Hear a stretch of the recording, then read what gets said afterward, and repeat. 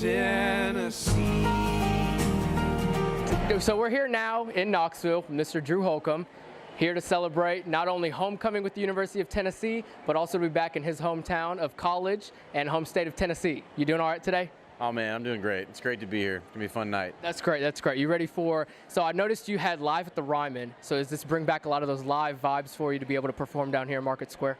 Yeah, you know, actually when I was a student at UT, we used to come down here for Sundown in the city, and they used to have concerts down here all the time. That's right. And I've seen Guster down here, and Rilo Kiley, and Nickel Creek, and lots of other bands, Pat Green, and so yeah, to get to play this stage and where I went to school and play the 100th anniversary of the homecoming, it's pretty cool. That's great. Now, were you able to go see the game? I knew you were invited. Were you able to go watch some of it? Yeah, I made it to the very end of the first quarter, and then I had to come back here and sound check. But yeah, we went, saw the Power Tee and all that, and it was, yeah, it's great. That's great. That's awesome. So going back to when you were at UT, before you graduated in 2003, what was that like, and how did you pick up music and get that kick started while here in college? Yeah, so I started playing like bars around town when I was a senior in college. So a place called Lucille's that doesn't exist anymore, Downtown Grill and Brewery, Barley's, Patrick Sullivan's, Preservation Pub, and I would just like play a mixture of covers and original songs, and that's kind of how I got started. Then I moved back home to Memphis and started working on my first record. Yeah, now when did you go back to Nashville and start the career there? Because I know that's Music City, had to have been pretty big for you to start. Yeah. Well, I actually started in Memphis and lived there for 2 years, and then married my wife Ellie, who I had met in college.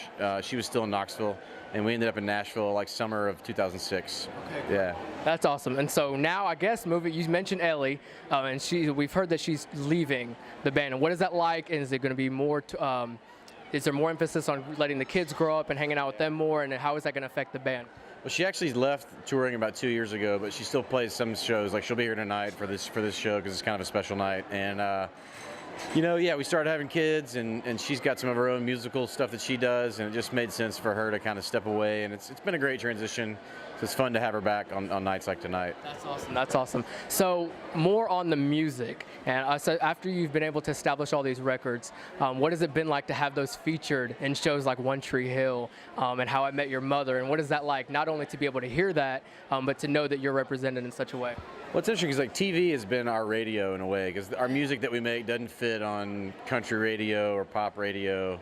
So, you know, getting our songs on, we've been on like 60 TV shows now, and some of the more popular ones like One Tree Hill and Parenthood and a bunch of others. But we've made fans all over the world from that exposure, and it's been great to, you know, we just make the records we want to make, and for some reason they work well on TV, and that's been great. Yeah. So I guess a little bit more fun. What would have to be your favorite song to perform live, and then what's your favorite song to perform in the studio?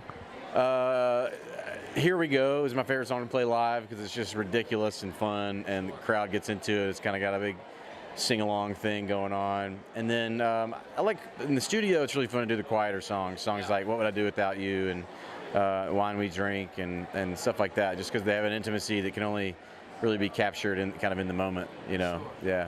Yeah. So have you been able to, so you're off tour now, and are you heading back to Memphis to be working on some new music, and what does that look like? We actually just started a new record 2 days ago. So Thursday and yesterday we were in the studio, and then got on the bus this morning, came here, go back home, have tomorrow off, and go back in the studio Monday and work probably till Thanksgiving on a new record. That's awesome. That's awesome. And what has it been like for your children? I'm sure they're younger, but what's their experience been like, as of what you can see? Yeah, well, our 4-year-old today, we were walking around town and saw my face on one of the posters, and she goes, "There's Dad!" You know, and she ran up and took a picture, and it's just cool. You know, she loves music. She loves to get on stage and singing, and it'll be fun to watch her grow up and see what she thinks about it all, you know. Do you think she might try to take on music as well as a profession? That's up to her, you know.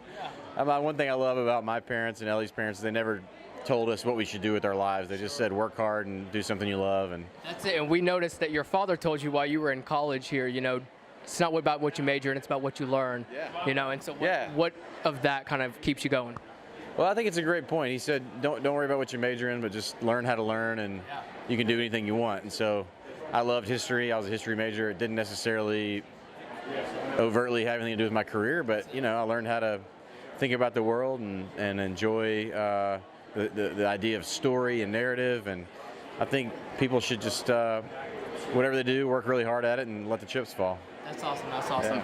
Going back a little bit to your UT career, so obviously we're student broadcast. We love to see not only celebrities come back and come to Knoxville, more so a graduate and an alum of our school. What kind of advice would you have to give for college students, not only in the music industry, but kind of stepping forth in their life? Yeah, I would say, that a year is a lot. It means a lot less than you think it does. What I mean by that is I feel like everybody gets out of college, they go, man, I have to figure out what I want to do because I don't, I've got to make that decision now.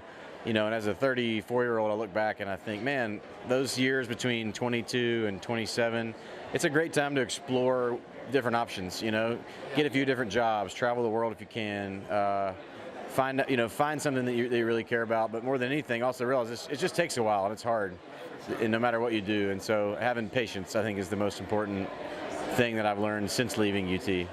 Great. So while you were in college, what was your most valuable time? When did you find yourself having the most fun, away from music? All right, so the least amount of fun I did was after my freshman year, I made all my classes on Tuesday and Thursday from 8 to 5. Absolutely not. And then I had all day Wednesday off and all day Friday off. And then Mondays I went to the library from 8 a.m. to midnight and left for meals. And I got all my work done in one day, had class Tuesday, Thursday, and had 4 days off every week. So that was the worst or the best? Well, the worst was Monday, Tuesday, Thursday, but then Wednesday I did whatever I wanted. Friday, Saturday, Sunday, we went backpacking and camping and went to away games and, we had a blast. Yeah. So more on Tennessee football. As you know, we won today and it was a great game. Super excited that we were able to pick up the last two that we didn't get. So were you a Tennessee Vols fan whenever you were at school here? Were you attending all the games? And you said you found yourself going to some away games as well. What was it like being back in that environment today? Yeah, well, I actually grew up going to games. My dad was a UT grad and so came here as a kid. It was great. When I was here, we were pretty good. It was the Casey Clausen years and went to the SEC championship one time when I was here. Lost to Georgia 4 years in a row. So everybody else hates Florida and Alabama. Mine is Georgia. So this year I'm hey, we beat Georgia. I don't care about the rest of it. I just would love to beat Alabama. But it's great. It's great to be back. I think the football thing is such a part of the life here. I really enjoyed that. But it wasn't the defining thing of my experience. I didn't go to every single game. I'd pick 5 or 6 and go to those and one big away game and live some other life, That's awesome. Okay, so about Tennessee, we'll be hearing that tonight. I know that's a big hit, and I know a lot of our colleagues and all of us have listened to it, and it's something we love to hear. We'll be hearing it tonight. Of course, absolutely. That's awesome. So being back in Knoxville and playing that song, if you had to sum it up in one word, what would you give us?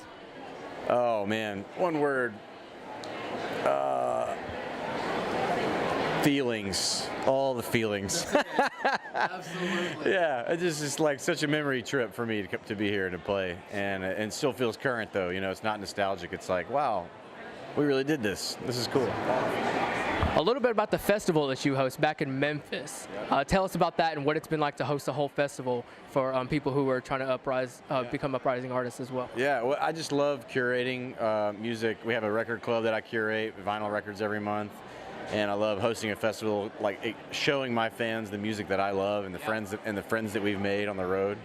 It's been a really cool thing. I just wanted to I love my hometown of Memphis. I wanted to bring bands and bring fans there from all over the place and just have a great weekend together, and kind of like a family reunion. It's been awesome. Sure. So music all the time, except for tomorrow. You'll have your day off. Yes. That's great. My final question for you has to be, You've seen a lot of success, and as you said, you've been able to overcome a lot of those obstacles, but what are you looking forward to next, besides maybe the growth of your family and the growth of the band? What are some future goals that you may have for yourself and the band? Yeah, for me, it's all about, you make a new record and you push yourself really, really hard writing songs, and it's you're starting over every time and recreating and digging deeper and trying to say something else than you haven't said before and, express yourself musically in new ways.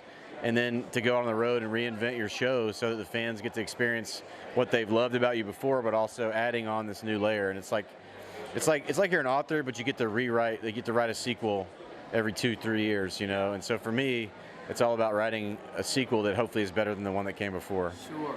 Great.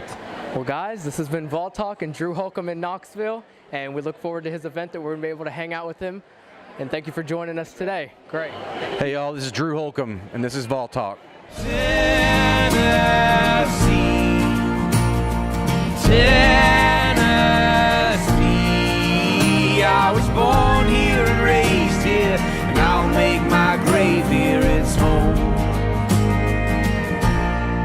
till